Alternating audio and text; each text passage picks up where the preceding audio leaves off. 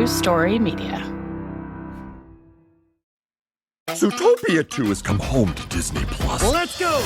Get ready for a new case. We're the greatest partners of all time! New friends. Gary the Snake. And your last name? The Snake. Dream Team. New habitats. Zootopia has a secret reptile population. You can watch the record-breaking phenomenon at home. Zootopia 2, now available on Disney+, rated PG. And right now you can get Disney Plus and Hulu for just $4.99 a month for 3 months with a special limited time offer. Ends March 24th. After 3 months, plan auto-renews at $12.99 a month. Terms apply. This podcast contains adult themes and language, and some of the things that we discuss may be disturbing to some listeners. In this podcast, we discuss sexual assault, torture, race, and murder. Listener discretion is advised. Please take care of yourself.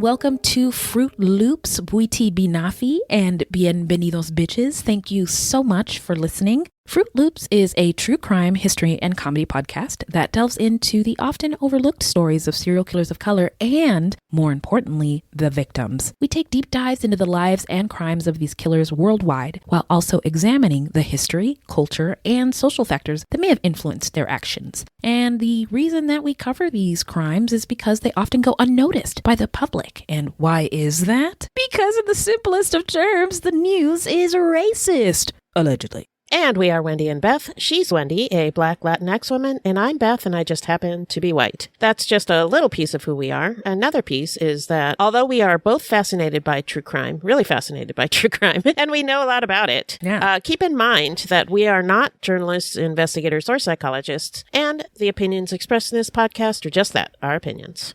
Who are we talking about today, friend? Well, our subject today is Jason Alan Thornburg, a convicted serial killer linked to murders in Texas and Arizona between 2017 and 2021. He gained national attention for the 2021 Fort Worth area killings, where victims were dismembered and burned, and for claiming the crimes were ritual sacrifices. This is episode 269, Smoke Carried Their Names. Well, before we get into it, how you doing? I'm doing good this week. I'm taking a little break next week, so I'm not going to be working. Yeah, I'm really looking forward to it. I am so excited for that for you. Thank you. How long's your break? Just a week. Nice. Yeah. Nice. It's my grandson's spring break, so we're just going to drive over to California and spend some time over there. Nice. Any beach involved? Yeah, for sure. Beautiful. I mean, it's going to be cold, but, we're still going to go. Nice. Well, I love that. Well, enjoy yourselves. Thank you. How are you doing? Well, I am good. I am with folks that I love. We're safe. We have what we need. I'm very grateful. Grateful to be recording with you. Grateful for our recent video club. Wait, it wasn't video club. It was Love You Bye. Love You Bye. Yeah, the Patreons joined us for the Love You Bye. Yeah, they came through and helped us record the episode, and it was such a treat and so fun. Yeah, it was awesome. Thank you to every single one of our super duper Patreons who we love to the moon and back for being there with us. Yeah, thank you.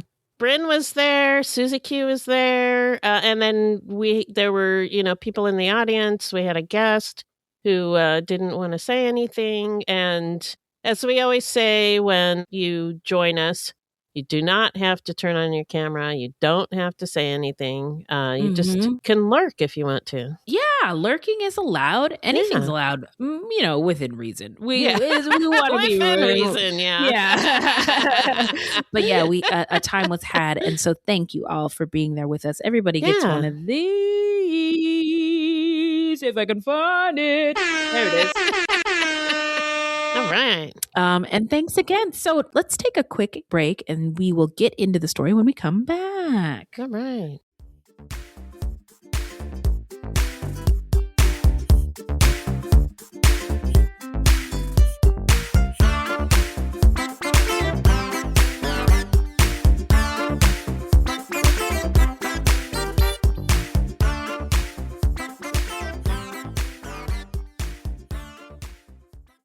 Your little one grew 3 inches overnight. Adorable.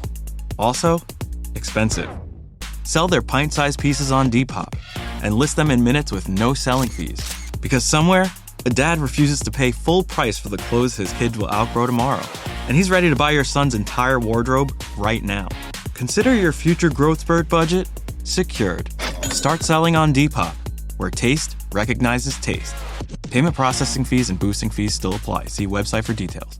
It's tax season, and at LifeLock, we know you're tired of numbers. But here's a big one you need to hear. Billions.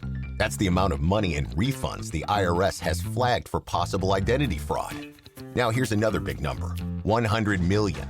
That's how many data points LifeLock monitors every second. If your identity is stolen, we'll fix it guaranteed. One last big number. Save up to 40% your first year.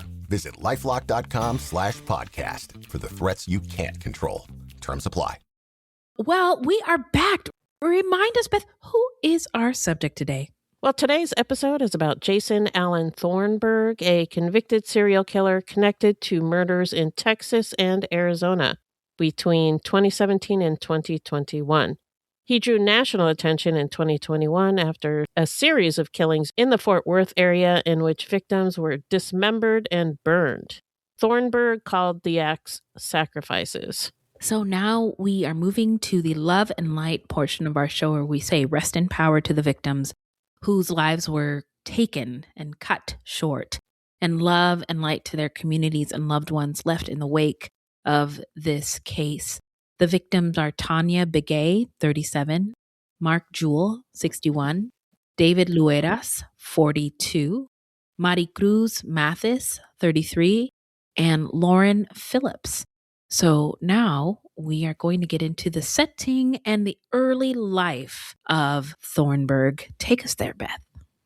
Well, as you mentioned, our subject today is Jason Alan Thornburg, who is Navajo. He grew up in northern Arizona on the Navajo Reservation or Navajo Nation. To understand the Navajo, or Diné, which is what they call themselves, apologies if I didn't say it correctly, we begin in the vast landscapes of the American Southwest. For centuries, Navajo oral histories describe the development of a culture deeply rooted in the land. Earth is one of the 4 sacred elements in Navajo culture, the other 3 being air, water, and fire. Fire is regarded as a sacred living presence that embodies warmth, life, protection, purification, transformation, and spiritual connection. It serves as a bridge between the earthly and ancestral realms and plays a central role in ceremony as a purifier and source of strength. In traditional teachings, fire is honored as a nurturing yet powerful force that must be treated with respect to maintain balance. That's beautiful. Yeah. Navajo traditional belief systems emphasize maintaining harmony, balance, and order. While some pre-Columbian Mesoamerican cultures practiced human sacrifice, that was not part of the Navajo cultural or religious tradition. Death, violence, and disorder are viewed as things that disrupt the balance of harmony. By the 1700s and early 1800s, Navajo communities were living across a wide homeland, what is now Arizona, New Mexico, Utah, and Colorado. They traded with neighboring Pueblo peoples and adapted to outside influences. First Spanish, then Mexican, and eventually American.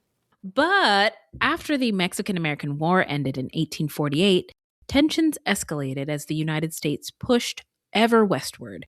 In the early 1860s, U.S. forces led by Kit Carson carried out a scorched earth campaign, destroying crops, homes, and livestock in order to force surrender. This led to the Long Walk of 1864. when thousands of Navajo people were forced to march hundreds of miles to Bosque Redondo near Fort Sumner in New Mexico. Those who did not surrender hid in the canyons and mountains to avoid detection. So I'm just looking at the timeline, 1864. Mm-hmm. I wonder if the United States knew it was a wrap, because slavery ended the year before. Right. And just what are we going to do economically? Mm-hmm. This is not a fully fleshed out thought, but, move some things around, move people around so that we can extract they wanted more, to, gain take the more. land. Yeah. This was when they were pushing west. Mm-hmm. Yeah, go west, young man, all that stuff. Aha. So those who survived the long walk endured years of hardship, including starvation, disease, and intense suffering. In 1868, a treaty allowed survivors to return to part of their homeland. Not all of it, just a little part. Just part of it. Just a bit. Creating what became the Navajo Reservation and placing the community under federal oversight. The treaty required children to attend school, paving the way for assimilation policies. Boarding schools removed children from their families, punished them for speaking Navajo, and attempted to change their cultural identity. That effort, which extended beyond the Navajo to other tribes, sought to erase Native identity, spirituality, and community. From the late 1800s through much of the 20th century, more than 526 government-funded, often church-run, boarding schools operated across the United States. Native children were forcibly taken from their families by government agents and sent to institutions hundreds of miles away. Hundreds of thousands of Native American children were removed from their homes and placed in these schools over the years. Their traditional religious practices were forcibly replaced with Christianity, and they were taught that their cultures and their identities were inferior to the white Christian one. Many children endured harsh discipline, physical and sexual abuse, starvation, and neglect, while some teachers openly ridiculed and mocked their languages, traditions, and beliefs. And it also gets a lot worse than that if you want to look into it further. Yeah, there's a lot more to that. Yeah, it's terrible. Mm-hmm. The effects, language loss, cultural disruption, and generational trauma are still felt today, contributing to ongoing cycles of grief, substance abuse, and mental health issues. The Navajo Reservation gradually expanded, becoming the largest in the United States. Families rebuilt through herding, weaving, and community governance. But federal policies continued to disrupt their lives. In the 1930s, federally mandated livestock reduction programs, framed as conservation efforts, resulted in the mass slaughter of sheep and goats, stripping away Navajo families of their primary economic livelihood and undermining a way of life deeply tied to cultural identity and tradition. That's extremely fucked up. Yes. When I was reading about this, one of the most traumatic things was the long walk, and then the second one was this for the Navajo people. Yeah, trauma upon trauma. Yeah. Can they live? Can the Navajo live? Come on, y'all. So during and after World War II, federal initiatives encouraged many Navajo people to seek off-reservation jobs. Some worked as migrant laborers in seasonal agricultural harvests. Others found employment in urban factories, and still others contributed to railroad construction and operations. Most often, men left to seek these opportunities while the women remained behind, sustaining households and family lands under increasingly difficult conditions. At the same time, Navajo contributions to the nation were extraordinary. During World War II and the Korean War, the Navajo code talkers drew upon their language to develop an unbreakable military code, a vital asset that helped secure victories and saved countless lives.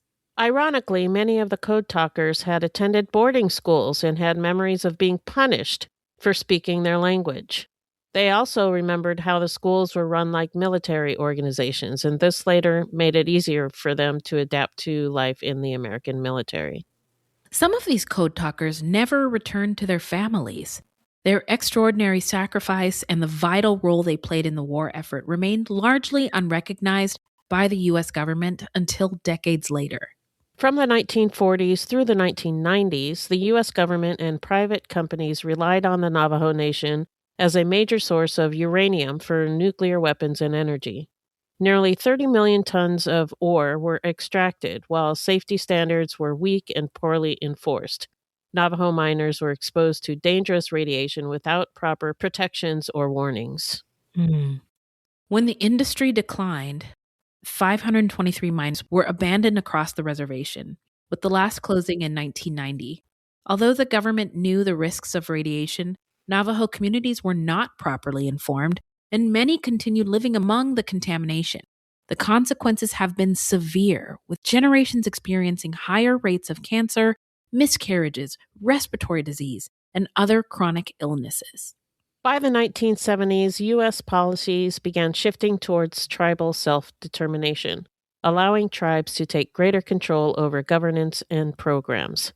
Today, the Navajo Nation operates its own governments, courts, and services, while maintaining traditions that have, incredibly, endured through generations, despite the fact that the U.S. government tried to stamp them out. Yeah, I think that's a testament to the strength of the Navajo people. And I think it's beautiful. I wish they didn't have to go through this, but Me too. Admire their resilience. That they were able to. Mm-hmm.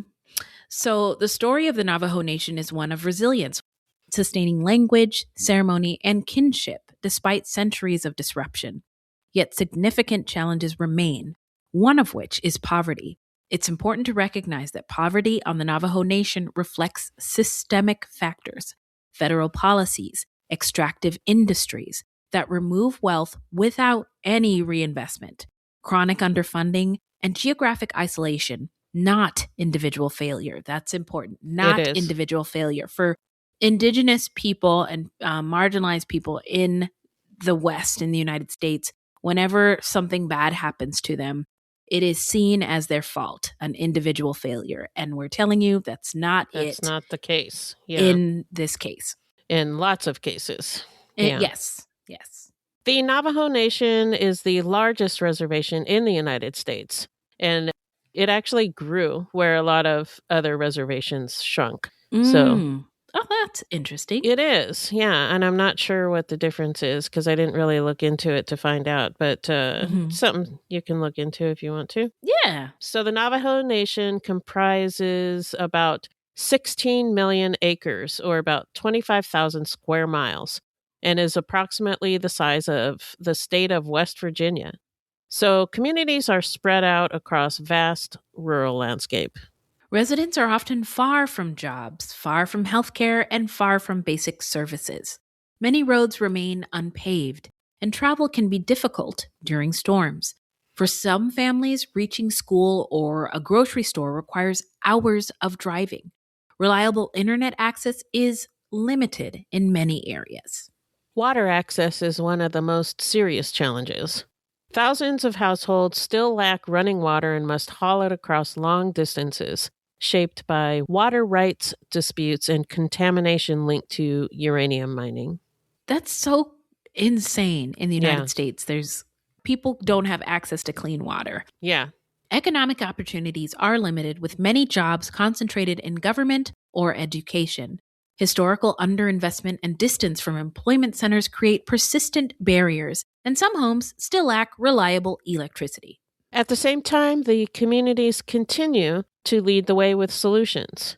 Water projects, renewable energy initiatives, language revitalization efforts, and mutual aid networks reflect a strong commitment to sovereignty and self-determination. Today, the Navajo Nation balances tradition and modern governance, facing ongoing challenges while drawing on deep cultural strength and community resilience to shape its future. So let's get on to our subject today, Jason Alan Thornburg. He was born on August 27th, 1980, and reportedly grew up with his family on the Navajo Nation in a traditional dwelling known as a hogan, a six-sided building usually constructed of stacked logs or wood beams, adobe, and stone. The doorway typically faces the east to receive the blessing of the day's first rays of sun. Oh, I love that. That's so beautiful. Yeah, and there's a lot of ceremony that goes into building these structures. The Thornburg home had no electricity or running water.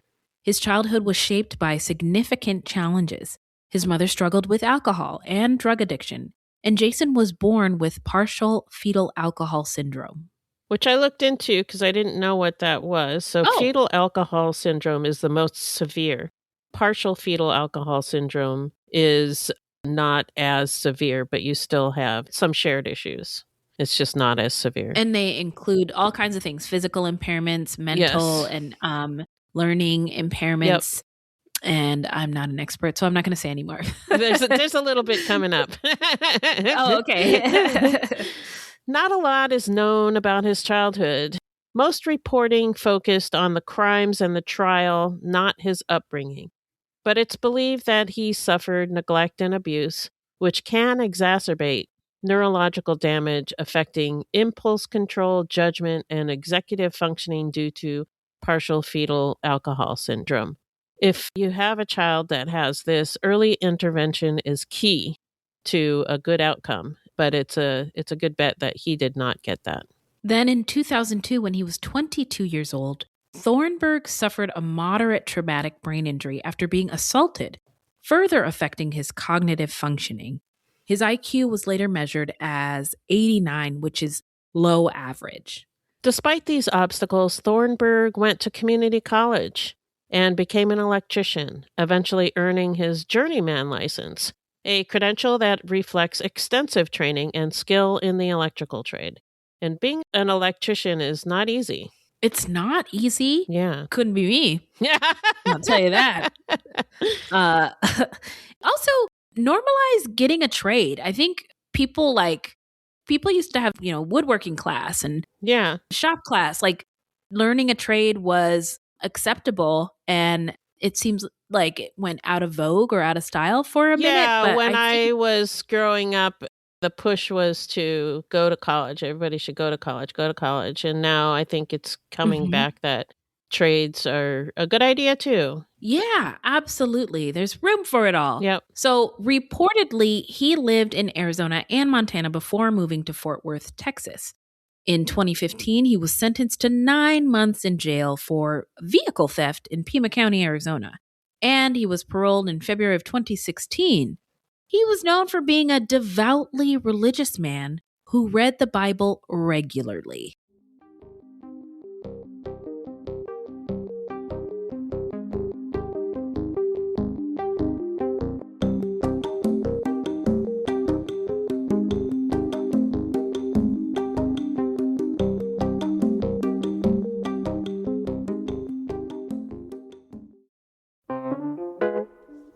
Not sure how to tackle your taxes? Are you sweating the small print? You may be experiencing FOMO, the fear of messing up. The answer? Using TurboTax on Intuit Credit Karma. They help you get your biggest refund, and then we help you do more with it. With a personalized plan designed to help you hit your money goals.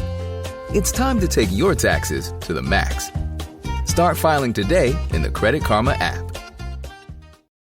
This time of year, the school calendar really starts to fill up. Spring activities, testing season, and that final push toward the end of the year. It's a great moment for kids to stay focused and build confidence in what they're learning. That's where IXL comes in. IXL is an award-winning online learning platform that helps kids truly understand their schoolwork, from math and reading to writing and science. It's designed for pre-K through 12th grade, with personalized interactive content that adapts to each child's level and pace. IXL makes it easy to stay on track with instant feedback and clear explanations, skills organized by grade level, and simple progress tracking. It fits into even the busiest spring schedules. It's also trusted nationwide. In fact, IXL is used in 96 of the top 100 school districts in the U.S. Make an impact on your child's learning. Get IXL now. Listeners can get an exclusive 20% off IXL membership when they sign up today at IXL.com/today. Visit IXL.com/today to get the most effective learning program out there at the best price. All right, now let's get into the timeline. Hit it, Beth. In 2017, Thornburg was in a relationship with a woman named Tanya Begay. Her cousin, Jackie Reynolds, remembered Tanya as outgoing and funny, and, quote, a strong, beautiful Navajo woman, unquote. From Gallup, New Mexico, she was a mother of two who stayed close with her parents and was known for frequently calling or texting family and friends to stay connected. However, her relationship with Thornburg was not a good one, and it was marked by violence. In fact, in March of 2017, Thornburg was under investigation for attacking Tanya with a coffee pot when the couple left on a trip to Arizona, so he was still under investigation. On the trip, along the way, they stopped near Tohatchee, New Mexico, to visit Tanya's aunt before continuing on to a small town in the Navajo Nation. The following morning, Tanya called her mother and said she planned to drive back to her family's home near Gallup, a trip of only a couple of hours. Tanya never made it to her destination, and her family reported her missing. Her car was found abandoned, and the police did question Thornburg, but then they released him. And I've got a little culture corner for everybody listening from Wendy and Beth about the humanitarian crisis that is the missing and murdered Indigenous women crisis. Tanya was a Navajo woman who, in this case, she was murdered by a domestic partner or an intimate partner. And Indigenous women face murder rates up to 10 times higher than the national average on some reservations. 84% experience violence in their lifetimes. Wow. These disappearances, and killings are often linked to domestic violence, sexual assault, trafficking, and long-standing harms rooted in colonization. And the reasons for those are structural forces that create these conditions, colonization and historical trauma, jurisdictional gaps between, is this a tribal case? Is this a state case? Or is it a federal case? Is it all of them? And all those authorities, can delay the investigations and things can fall through the cracks. Systemic racism in policing is another thing. Police can be indifferent to a non-white woman going missing or being murdered. And the response seems to be slower. Maybe it's not intended, but that's what the numbers say, and a lack of urgency. Also, invisibility in media. What do we say on this show? The news is racist. So there's less coverage. Allegedly. There's less coverage and less pressure and accountability. So there's lots of reasons for it, but it is a crisis. It continues to be a crisis, and it's at play here in this case. Yeah. So in November of 2018, Thornburg began a 2-year sentence for evading arrest in Wise County, Texas. And I don't know how he got from Arizona to Texas, but he did. There he is. There he is. So he's serving 2 years in Texas. He was released to mandatory supervision in May 2019, so he didn't serve the full 2 years. He was discharged on June 11th, 2020 to a halfway house in Fort Worth. Later that year, Thornburg moved into a house in Fort Worth on Valentine Street when Mark Jewell, 61 years old, opened his home to Thornburg as an act of quote-unquote Christian kindness. A neighbor said that Mark was a kind man who would always help her bring her trash bins in and mow her lawn. Thornburg also knew a man named Billy Hernandez, whom he had met at the Fort Worth halfway house. On September 20th, 2020, police were called to Valentine Street after Billy was attacked and his neck was slashed. Oh my God. Yeah. The case was assigned to Detective Gallagher in the Fort Worth Police Department's domestic violence unit, but the aggravated assault was not pursued with any urgency. It's unclear why, though his perceptions about the victim may have influenced it. Yeah, these were people who had substance issues and they, just came out of a halfway house. So, yeah. Yeah, I can see that. We've talked about it so many times. Yeah. They don't care as much about these people. They don't care as much. Yeah. Right. Officer Gallagher's investigation consisted of reviewing another officer's report and making 2 phone calls. The report identified the suspect only as Jason, with the last name beginning with the letter T.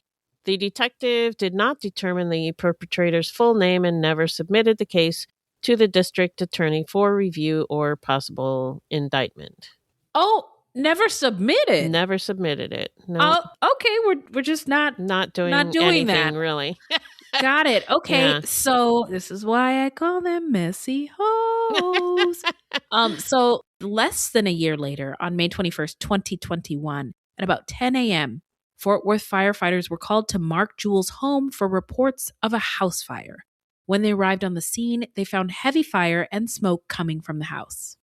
It was later determined that the blaze had been intentionally set and had begun in the bedroom. In the bedroom was the badly burned body of Mark Jewell. At the time, Thornburg was on the cops' radar, but they didn't have enough evidence to charge him with a crime. Thornburg spoke at Jewell's funeral. He spoke at the funeral and told the small crowd that his roommate was a good friend, and they regularly studied the Bible together. Wow. Ugh. Yeah. In July of 2021, Thornburg was living in a motel room in the Mid-City Inn in Euless, Texas, a suburb in the Dallas-Fort Worth metropolitan area. A man staying in a room above his said that Thornburg had a habit of handing out church flyers and inviting guests into his room. He also left postcards for a local church in the motel office. Then, early in the morning on September 22nd, 2021, Thornburg took some plastic storage tubs to a dumpster in Fort Worth outside of a storage facility. Surveillance video shows he made 2 trips to move the containers from the motel to the dumpster while wearing a hazmat body suit. Uh-oh. Yeah, got him. He threw all of the contents of the plastic containers into the dumpster, but kept the plastic containers. Oh. Once finished, Thornburg set fire to the dumpster and drove away. Later that morning, Thornburg drove to the Home Depot and returned 4 empty 20-gallon plastic storage bins for a cash refund. Wow. And then a store employee put the containers back on the shelf. No! Yeah.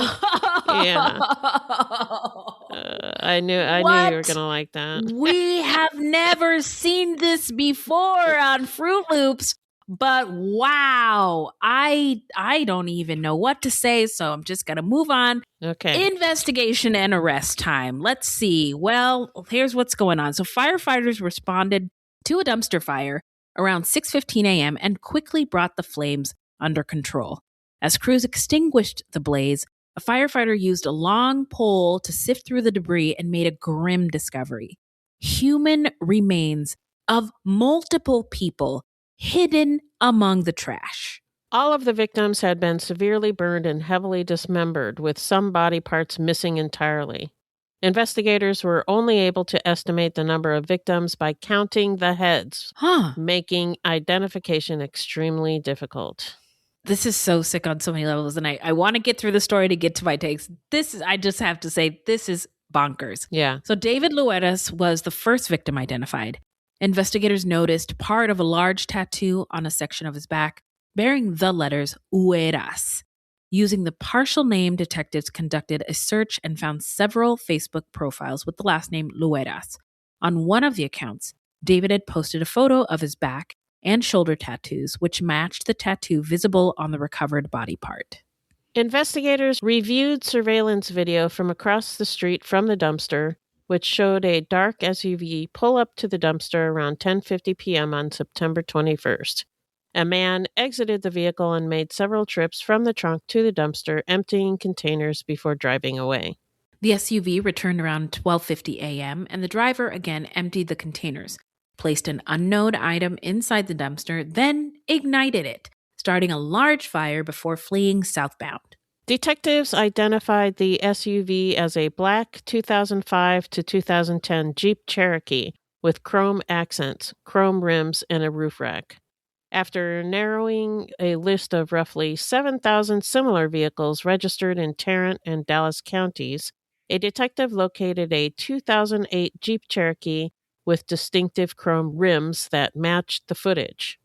It was registered to Jason Alan Thornburg. What? Investigators, wait a minute. Investigators recognized his name as he had been recently investigated in connection with Mark Jewell's suspicious death in May of 2021. Investigators contacted the lien holder for Thornburg's Jeep and learned the vehicle was equipped with a GPS locator.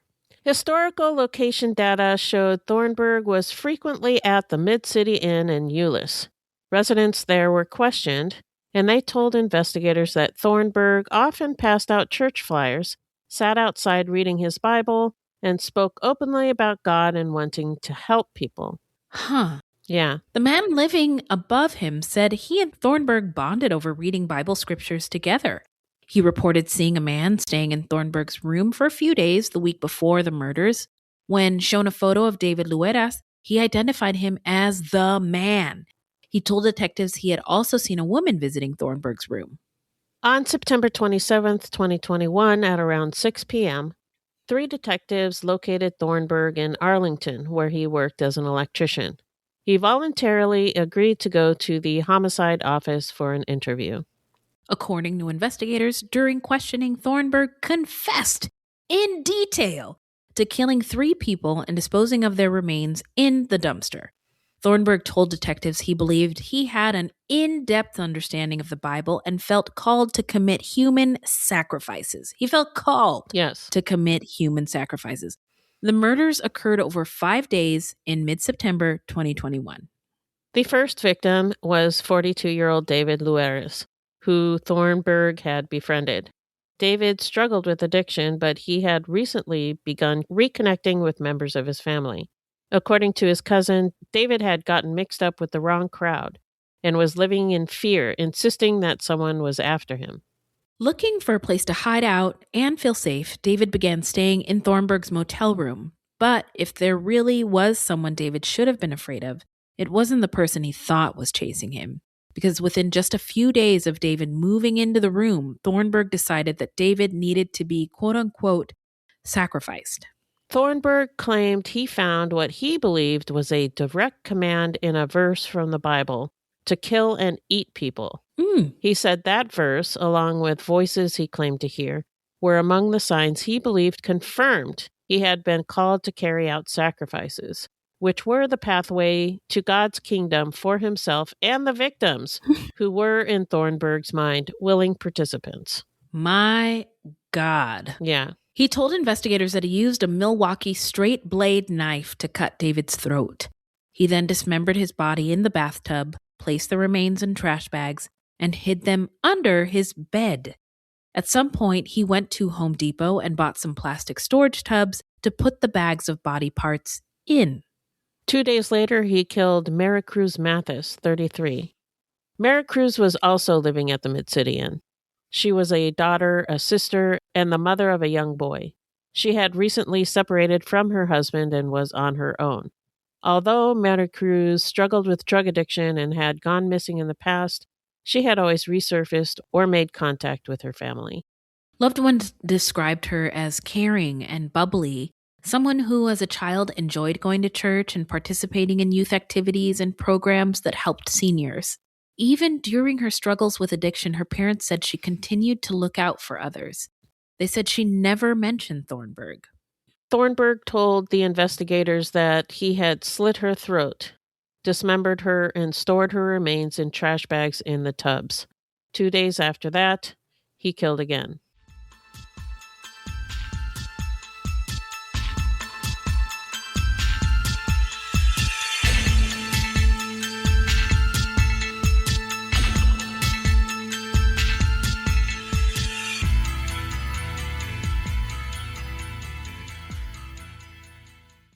Eczema is unpredictable, but you can flare less with Ebglyss, a once-monthly treatment for moderate to severe eczema. After an initial 4-month or longer dosing phase, about 4 in 10 people taking Ebglyss achieved itch relief and clear or almost clear skin at 16 weeks. And most of those people maintain skin that's still more clear at 1 year with monthly dosing. Ebglyss, lebrikizumab LBKZ, a 250 milligram per 2 milliliter injection, is a prescription medicine used to treat adults and children 12 years of age and older who weigh at least 88 pounds or 40 kilograms with moderate to severe eczema, also called atopic dermatitis, that is not well controlled with prescription therapies used on the skin or topicals, or who cannot use topical therapies. Ebglyss can be used with or without topical corticosteroids. Don't use if you're allergic to Ebglyss. Allergic reactions can occur that can be severe. Eye problems can occur. Tell your doctor if you have new or worsening eye problems. You should not receive a live vaccine when treated with Ebglyss. Before starting Ebglyss, tell your doctor if you have a parasitic infection. Ask your doctor about Ebglyss and visit ebglyss.lilly.com or call 1-800-LILY-RX or 1-800-545-5979. Lauren Phillips, 34, had been struggling with drug addiction for about 5 years, and in September of 2021, she was experiencing homelessness. Though her addiction placed a strain on her relationship with her mother, the two still spoke several times a week. Lauren was the mother of 2 teenage sons and was remembered as loving and compassionate. Her family described her as someone who trusted easily and had a soft spot for helping elderly people. According to her mother, Lauren met Thornburg at the Mid-City Inn after he approached her with a religious flyer. Lauren was vulnerable and had nowhere else to stay, and eventually she went to his motel room. Thornburg stated he first attempted to stab her but ultimately strangled her. It has also been reported that he sexually assaulted her corpse. He then dismembered her body in the bathtub and placed her remains in the same containers. Before concluding the interview, one detective asked Thornburg about the death of Mark Jewell. Thornburg admitted that he cut Jewell's throat while he was sleeping, then staged a gas explosion by opening the gas lines and lighting a candle before going to work. Yeah. Where is that in the Bible? I don't ever recall that from any Sunday school studies. Yeah, what's that verse? I don't know. I'm baffled. When asked if there had been any other sacrifices, Thornburg said he had killed his girlfriend, Tanya Begay, in Arizona in 2017 and then cremated her in the desert. During the interview, Thornburg spent much of his time with the detectives discussing religion, including biblical references to flesh. When asked directly whether he had eaten any part of a victim, he admitted he had taken a bite of Luera's heart. He maintained that his actions were rooted in his religious beliefs. What are those religious beliefs? I'm dying to know. Well, I'll get into it in my tape. It's very warped. Yeah. So let's get into the trial. Beth, what do you got? Thornburg was arrested on capital murder charges.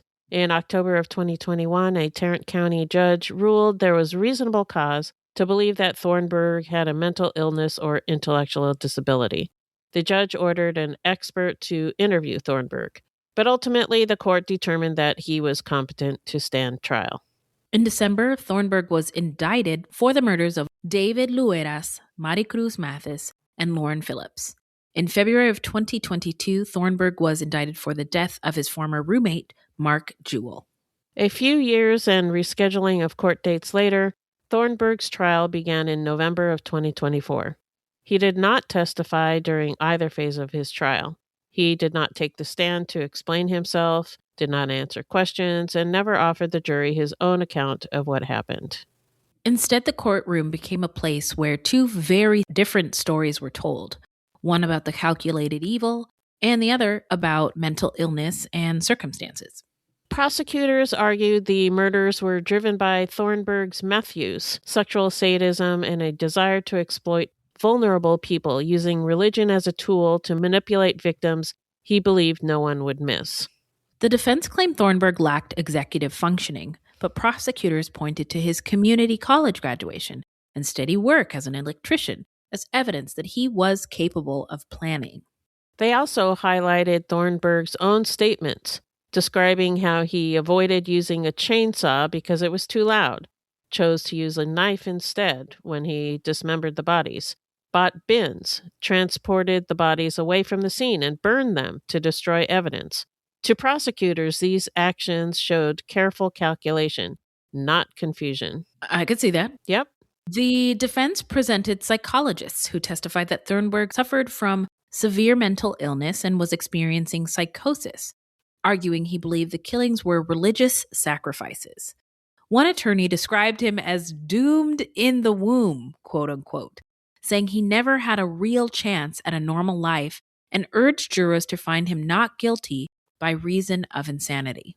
But on December 4th, 2024, after less than 5 hours of deliberation, the jury returned a verdict, guilty. During the punishment phase, jurors learned that Thornburg had admitted that he had separately killed Mark Jewell in 2021 and Tanya Begay in 2017. Oh, my jaw just hit the floor. Whoa. Okay. Because of the evidence presented, the jury determined Thornburg posed a future danger and they sentenced him to death. The decision was unanimous. Thornburg showed no emotion as the sentence was read.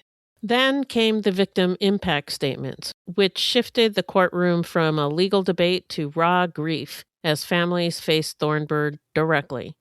Mary Cruz Mathis's sister said the pain of her loss would never fade and called him a danger to society who deserved death. Lauren Phillips' aunt called him a coward who preyed on the vulnerable. David Lueras' sister described his acts as evil. Though not convicted in Tanya Begay's death, her family spoke of their daily anguish and not knowing where she is. David's mother, Mary Boydston, spoke for all the families, naming each victim and saying justice had been served. So now let's get into where are they now? Tell us, Beth. Thornburg is currently on death row in the Polunsky unit in West Livington, Texas. Tanya Begay's remains have never been found. She's still technically a missing person. Since 2017, that's really hard to believe. Yeah. That's it for the story. Please let us know what you all think. And now Beth and I are going to tell you what we think and share our takes. What are your thoughts on this case, Beth?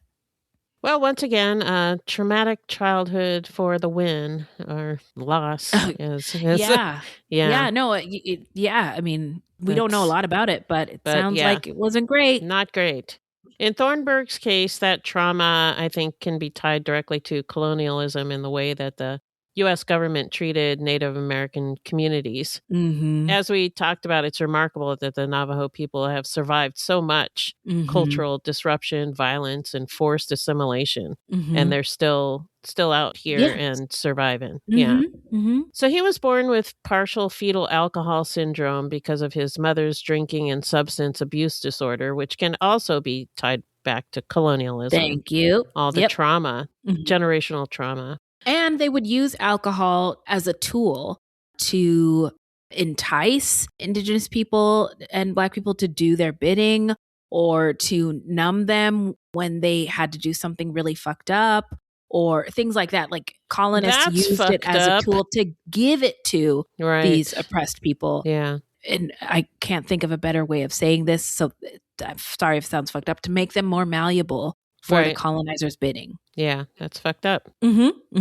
So I can't help but wonder how the imposition of Christianity forced through boarding schools and missionary work may have shaped Thornburg's later religious delusions. And I do believe that he experienced delusions, but I don't know if that was because of mental illness, heavy drug use, or maybe both.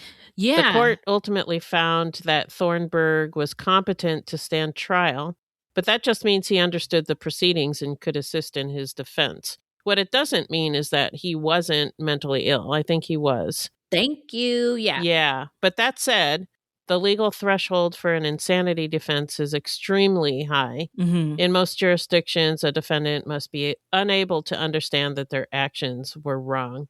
And Thornburg's actions suggested that he did know that what he was doing was wrong. He attempted to conceal the crimes, dispose of the evidence, avoid detection. So there was mental illness in there, but I think he knew that what he was doing was wrong. Yeah. And there's probably not a single explanation for why he did what he did. Sure. But a combination of trauma, drug use, distorted religious beliefs, and his own choices. I did think that his MO of cutting throats and disposal by fire was interesting.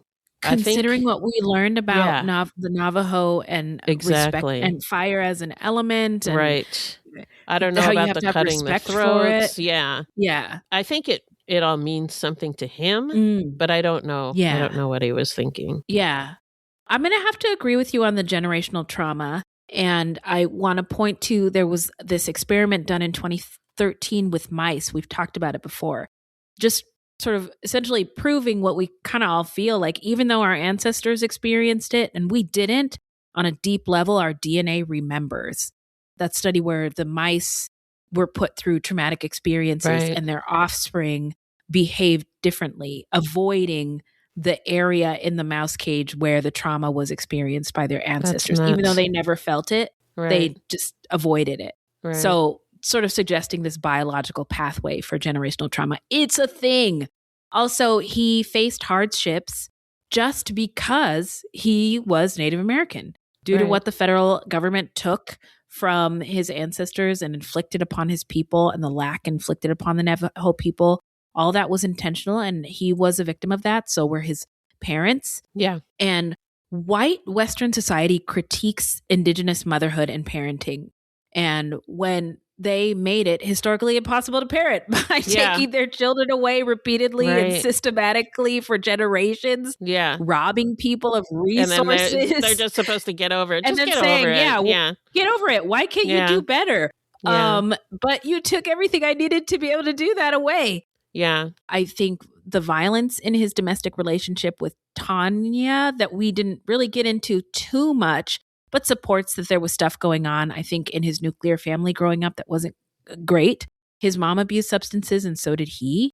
One thing about Tanya that we didn't touch on is Tanya's mom, what was her name? Teresa, reported Tanya missing relentlessly to multiple agencies.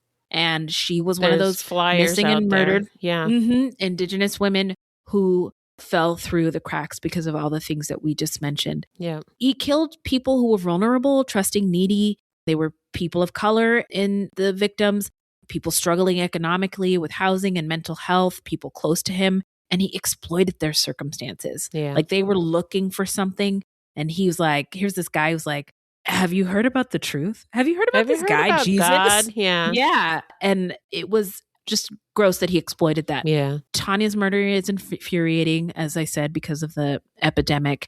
He, okay, so about the religion part. Okay. I'm excited to hear about this. Okay, here's what I was thinking. Okay. So maybe his view of Christianity was warped because of how it was imposed upon him and his people, right? Like, I mean, anything forced on you with violence, I don't think you're gonna digest it as it away is the intended. right things.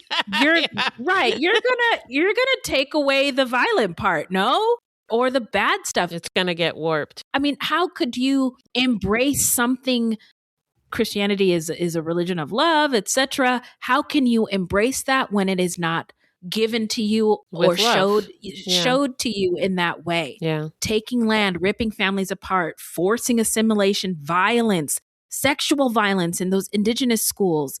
Religion, I don't think it's supposed to be that way. No. And I can see how those ideas can live inside you in a contradictory fashion, especially when Navajo people already had their own spiritual beliefs. They were fine. Yeah. And their prior spiritual beliefs didn't require violence or your loss of humanity to get accepted into the church or heaven, etc.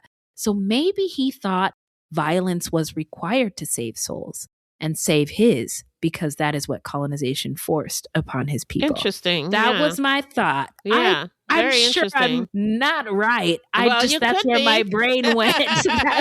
That's an interesting take. Yeah. Not an excuse, just an explanation. No. Not everyone who experienced this or has faced what he faced goes on to commit murder. Yeah. And then I also thought it was crazy after chopping up bodies that he went to work afterwards. Yeah. Or when he killed Mark Jewell. It's just so crazy. Like he just cut the guy's throat when he was sleeping and then set up this elaborate bomb basically so that he could light the candle, go to work, and the house would blow up after he left. It's just crazy. Like what Yeah. I don't have any words for it, OG of True Crime. I was sort of hoping you would. No. This is a baffling one. Yeah. There's a lot of in this case as I was researching it. Lastly, rest in paradise to the victims. Lauren, Maricruz, David, Mark, and Tanya, and everyone who's, every one of them was someone's child. They were human beings with lives and families and friends and community and did not deserve to have their lives stolen in such a heinous fashion. And we wish anyone who cared for the victims or in the community or anyone impacted by this case continued healing and peace. Yeah. All right, Beth, where can the people find us? Our website is fruitloopspod.com, and we use Fruit Loops Pod for all of our social media. The footnotes for each episode can be found on our website. Plus, check it out for the different ways that you can support the show. You can also join us on Patreon, where we have hundreds of hours of bonus content. You can also support us by supporting our sponsors, or by giving us a 5-star review. 5 stars only, please. Don't forget to subscribe. That's right. Now, this is a weekly podcast, and episodes drop on Thursdays. So until next time, look alive, y'all. It's crazy out there.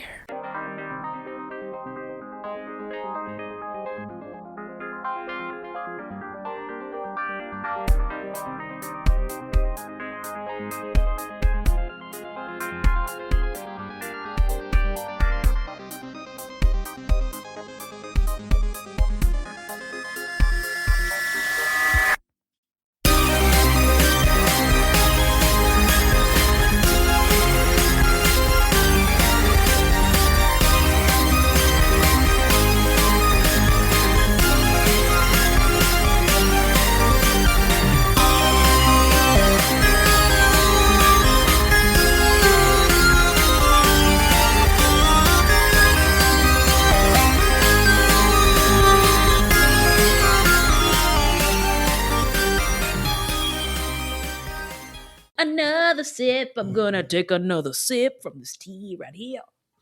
You know, I almost forgot we were recording tonight. You did? Yeah. You never forget anything. I What know. the hell's rolling on over there? My grandson had my phone, and I was just sitting there watching my shows, my stories, and he's watching videos on my phone, and so I didn't get a reminder. And then I'm like, la la la la la. It's quarter two. What a lovely Wednesday. I'm so relaxed. I can't wait for bed. Wait. Exactly. That's exactly what happened. And then he gave me back my phone, and I was like, oh shit. See ya. That's hilarious. I love that. But I can't hear myself. But these headphones are going out again. Sorry. Jiggle, jiggle, jiggle. Let's see if that works.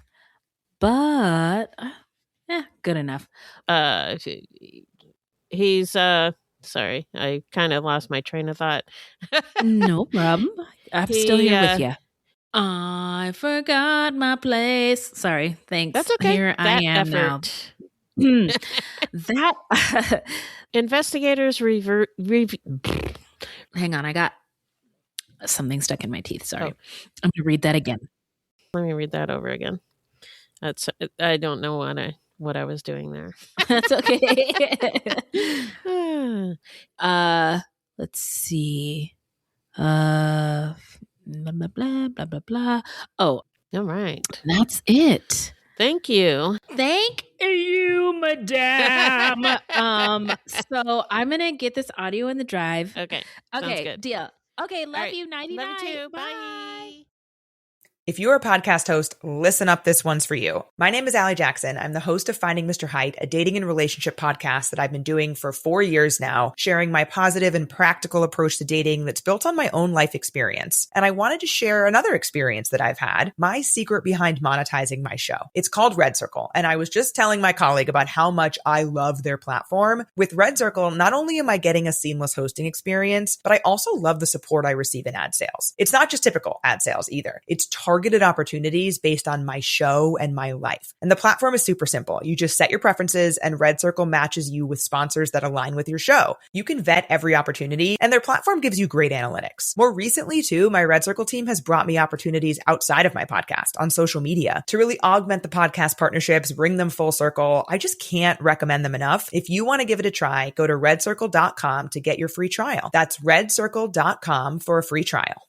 If you're a podcast host, listen up. This one's for you. My name is Allie Jackson. I'm the host of Finding Mr. Height, a dating and relationship podcast that I've been doing for 4 years now, sharing my positive and practical approach to dating that's built on my own life experience. And I wanted to share another experience that I've had, my secret behind monetizing my show. It's called Red Circle. And I was just telling my colleague about how much I love their platform. With Red Circle, not only am I getting a seamless hosting experience, but I also love the support I receive in ad sales. It's not just typical ad sales either. It's targeted opportunities based on my show and my life. And the platform is super simple. You just set your preferences and Red Circle matches you with sponsors that align with your show. You can vet every opportunity and their platform gives you great analytics. More recently too, my Red Circle team has brought me opportunities outside of my podcast on social media to really augment the podcast partnerships, bring them full circle. I just can't recommend them enough. If you want to give it a try, go to redcircle.com to get your free trial. That's redcircle.com for a free trial.